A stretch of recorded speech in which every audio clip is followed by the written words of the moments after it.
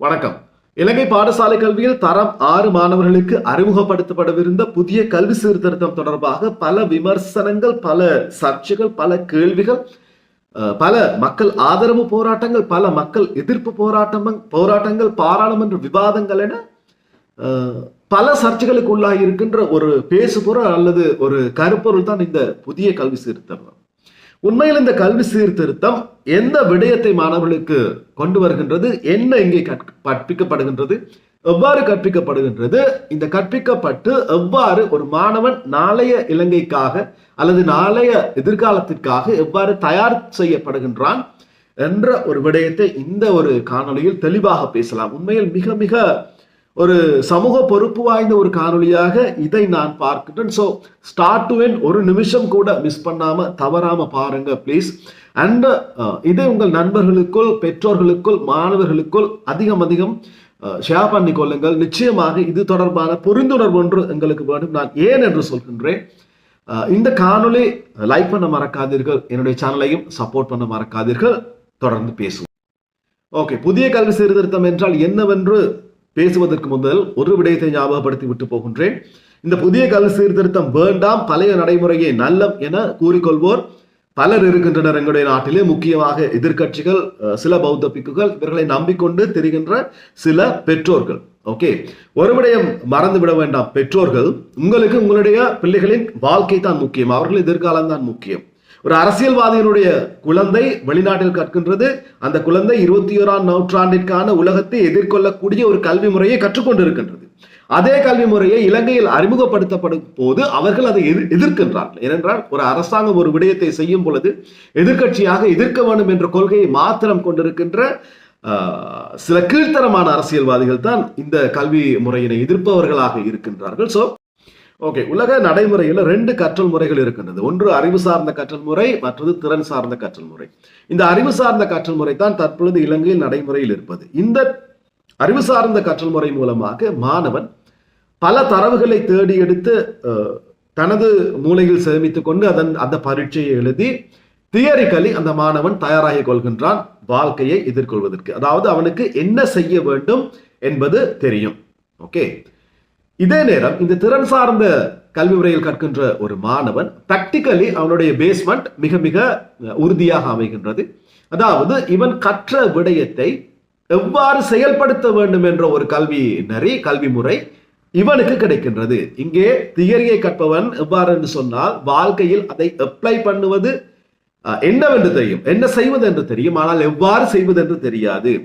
திறன் சார்ந்த கல்வி முறையில் வருகின்ற மாணவனுக்கு என்ன செய்ய வேண்டும் என்பது தெரியும், எவ்வாறு அதை செயல்படுத்துவது என்ற விடயமும் தெரியும். இந்த திறன் சார்ந்த எவ்வாறு செயல்படுத்த வேண்டும் என்ற கல்வி முறை தான் தற்பொழுது தரம் 6க்கு கொண்டு வரப்படுகின்றது. இதன் மூலமாக அரசு எதிர்பார்ப்பது என்னவென்று சொன்னால் 21ஆம் நூற்றாண்டில், அதாவது சவால் மிக்க 21ஆம் நூற்றாண்டிற்கு தொழில்நுட்ப உயர்திறன் வாய்ந்த பிரஜைகளை நாட்டில் உருவாக்கி அதன் மூலமாக நாட்டின் அபிவிருத்தியை மேம்படுத்தி நாட்டின் சமாதானத்தை உறுதிப்படுத்துவதற்கான ஒரு கல்வி முறையாகத்தான் இந்த தரம் 6க்கான கல்வி முறை அறிமுகப்படுத்தப்படுகிறது. ஓகே, புதிய கல்வி சீர்திருத்தத்தின் உள்ளடக்கத்தை பற்றி தெளிவாக புரிந்து கொள்ள முன்னர் ஒரு விடயத்தை ஞாபகத்தில் வைத்துக் கொள்ளுங்கள். அதாவது சப்ஜெக்ட் என்ற விடயம் இனி மாற்றமடைந்து மாடியூல்ஸ் என்று வழங்கப்பட போகின்றது. அதாவது இந்த சப்ஜெக்ட் அண்ட் மாடியூல்ஸுக்கான வித்தியாசம் என்னவென்று சொன்னால், சப்ஜெக்ட்ஸ் என்பது ஒட்டுமொத்த துறையை குறிப்பிடும் பொழுது, மாடியூல்ஸ் என்பது அதில் இருக்கின்ற அந்த துறையில் இருக்கின்ற ஒரு குறிப்பிட்ட அலகை யூனிட்டை குறிக்கின்றது. கம்ப்யூட்டர் என்பது ஒரு துறையாக இருக்கும் பொழுது கிராபிக் டிசைன் என்பது அதில் ஒரு யூனிட்டாக இருக்கின்றது. சோ தனக்கு தேவையான அந்த அலகை யூனிட்டை தேர்வு செய்து மாணவன் கற்கலாம். அந்த அடிப்படையில் இந்த ஒரு புதிய கல்வி முறையானது 3 பிரிவுகளாக வகுக்கப்படுகின்றது. அதில் எசென்சியல் சப்ஜெக்ட்ஸ் 15, அத்தியாவசிய பாடங்கள் 15, ஃபர்தர் லேர்னிங் மாடியூல்ஸ் 14. இந்த 14இல் 3ஐ மாணவர்கள் தேர்வு செய்ய வேண்டும். ஸோ 15 + 3 18. டிரான்ஸ்வர்சல் ஸ்கில் மாடியூல்ஸ், அதாவது நிலைமாற்று திறன் மாடியூல்ஸ் 9. அந்த 9இலிருந்து 2ஐ மாணவர்கள் தேர்வு செய்ய வேண்டும். ஸோ 15 + 3 18 + 2 20 ஒரு மாணவன் கற்க வேண்டிய பாடங்களாக இருக்கின்றது.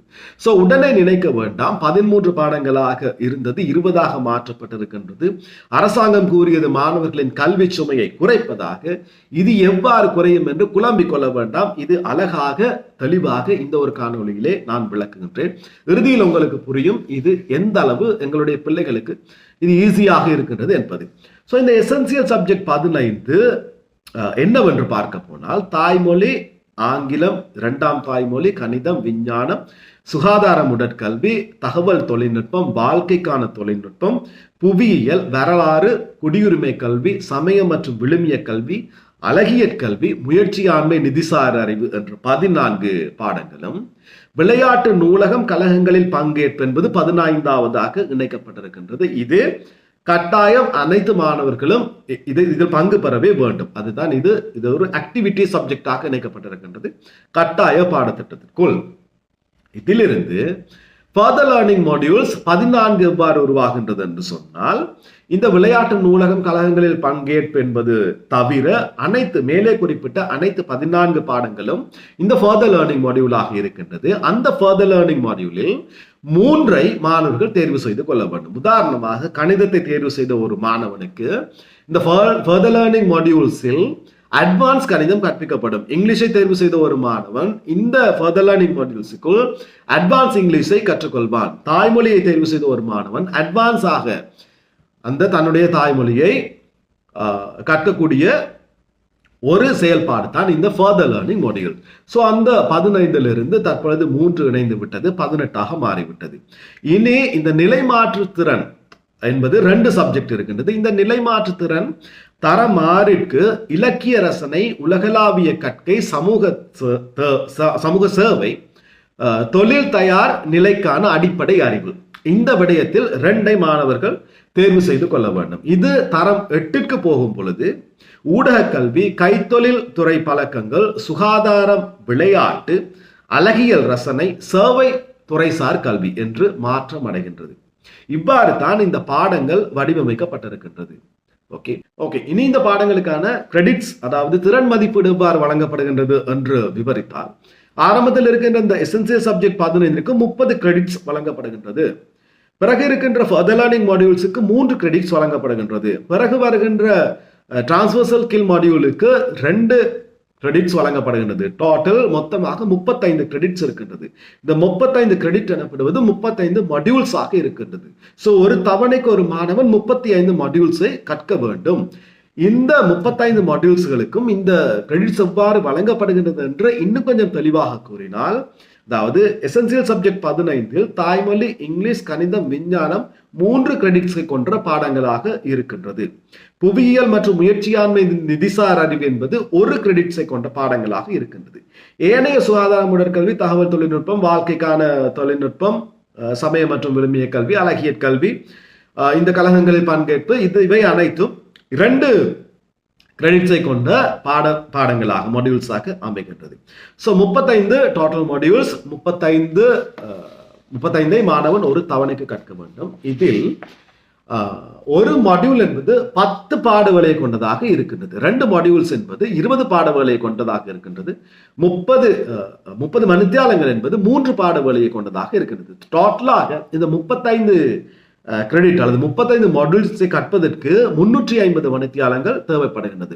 இந்த 350 மணித்தியாலங்கள் தேவைப்படுவதனால் தான் அரசாங்கம் அதாவது ஒரு பாட வேலையை 50 நிமிடங்களாக அதிகரித்தது. அதாவது வகுப்பறையில் 50 நிமிடங்கள் மாணவன் அந்த பாடத்தை கற்க வேண்டும். இதர 10 நிமிடங்கள் அது ஒரு ஹோம்வொர்க்காக வழங்கப்படலாம், அல்லது நாளைய பாடத்திற்கான முன்னாயத்தமாக வழங்கப்படலாம். சோ இவ்வாறு தான் இந்த 350 அவரும் கணக்கிடப்படுகின்றது. இதில் எக்ஸாம் என்ற விஷயம் என்ற ஒன்று இல்லை, தவணை பரீட்சை என்ற ஒரு விடயம் இல்லை. இந்த மாடியூல்ஸுக்கான மதிப்பீடு இருக்கின்றது. அதாவது 2 தொடர் மதிப்பீடுகள் பிளஸ் ஒரு இறுதி மதிப்பீடு. இந்த 2 தொடர் மதிப்பீடுகளுக்கு 35 வீத புள்ளிகள் வழங்கப்படுகின்றது. 35 பிளஸ் 35 70. இந்த இறுதி மதிப்பீட்டிற்கு 30 வழங்கப்படுகின்றது. சோ 100 தான் இந்த ஜிபிவி. இந்த ஜிபிவி என்று சொல்லப்படுகின்ற விளக்கம் என்னவென்றால் கிரேட் பாயிண்ட் வேல்யூ. இந்த ஒவ்வொரு தவணைக்கும் வருகின்ற ஜிபிவி தான் இறுதி வருடத்தில் ஜிபிஏ கிரேட் பாயிண்ட் அவரேஜாக கூட்டப்பட்டு மாணவர்களுக்கு இறுதி அந்த மதிப்பீடு வழங்கப்படுகின்றது.